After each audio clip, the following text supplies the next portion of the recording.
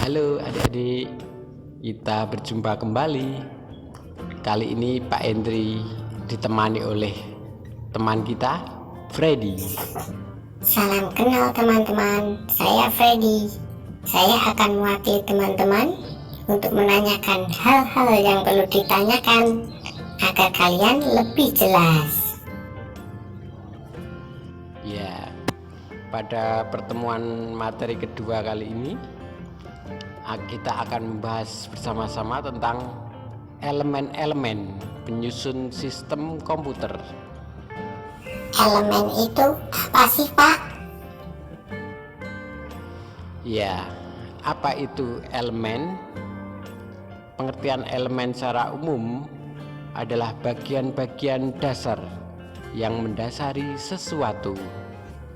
Dan pengertian elemen penyusun sistem komputer yang akan kita bahas pada kesempatan kali ini adalah bagian-bagian yang mendasari agar komputer dapat beroperasi atau berjalan. Elemen-elemen penyusun sistem komputer apa saja ya, Pak? Ya. Elemen-elemen penyusun sistem komputer dibagi menjadi 3 kesatuan, yaitu yang pertama brainware atau user atau pengguna komputer dalam bahasa Indonesia. Brainware adalah manusia yang terlibat dalam pengoperasian komputer serta mengatur sistem komputer. Jadi kita pengguna komputer bisa disebut sebagai brainware.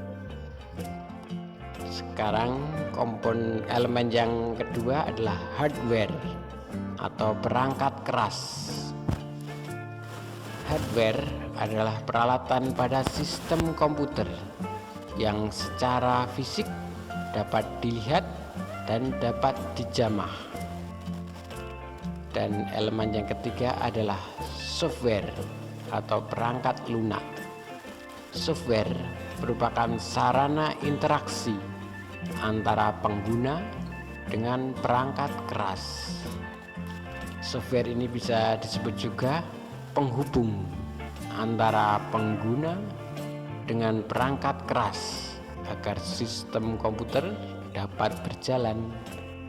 Ketiga elemen ini saling melengkapi. Tidak boleh ada kurang satu pun. Karena jika brainware tidak ada, maka hardware dan software tidak bekerja atau komputer tidak dapat bekerja. Jika hardware tidak ada, maka komputer juga tidak dapat berjalan karena tidak ada perangkat keras. Dan jika software tidak ada, komputer juga tidak berjalan karena tidak ada program di dalamnya. Jadi seperti layar kosong hitam gitu. Hardware jenisnya apa saja, Pak? Jenis hardware terdiri dari beberapa jenis, yaitu yang pertama input device atau perangkat masukan.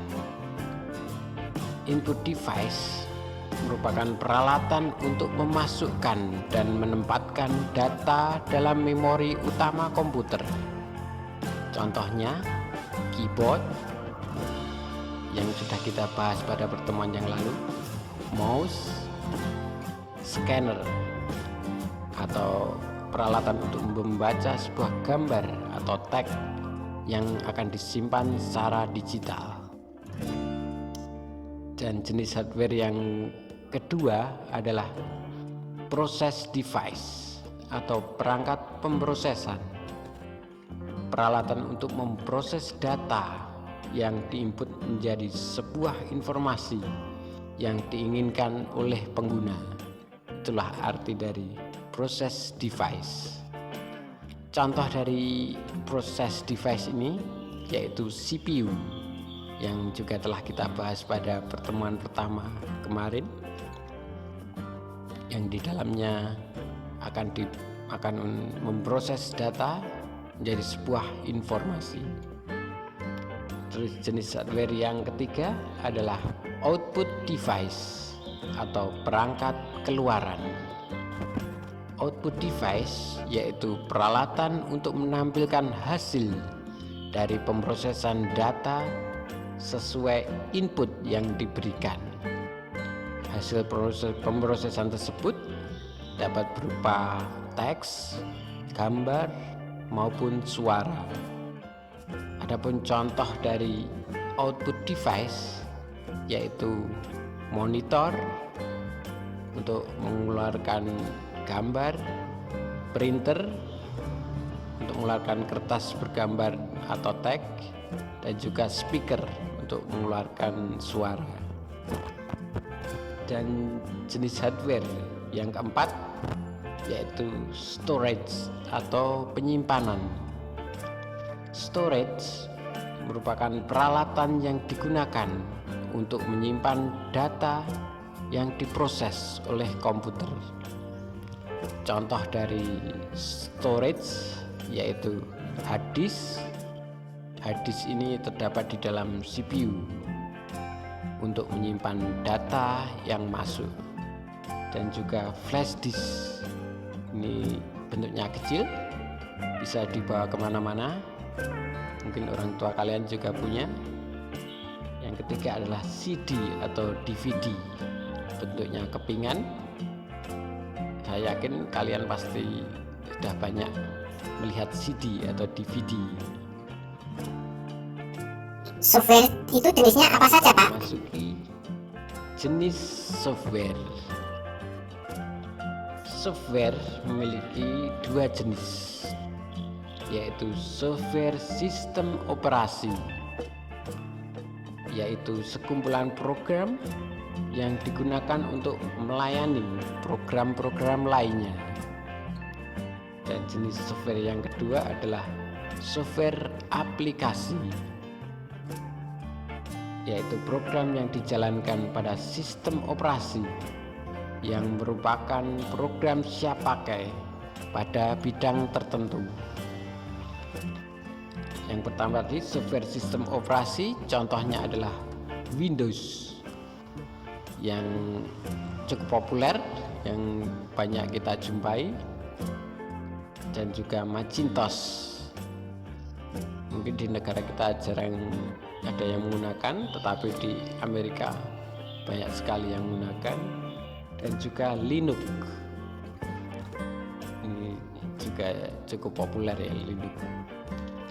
Untuk yang kedua tadi software aplikasi, contohnya aplikasi Office, yaitu aplikasi perkantoran, aplikasi untuk mengetik, membuat tabel, dan lain-lain. Kalian nanti membuat tugas juga menggunakan aplikasi Office.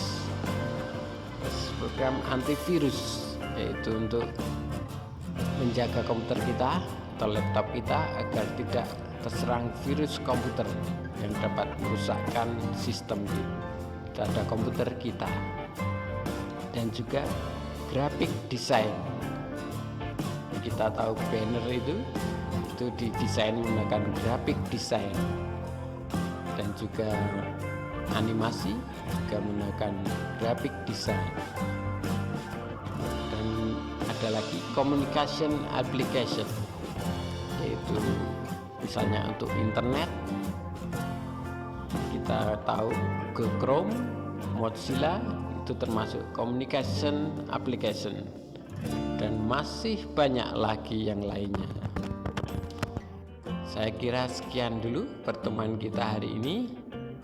Semoga kalian dapat memahaminya, dapat belajar di rumah dengan baik, sehat selalu, dan selalu semangat.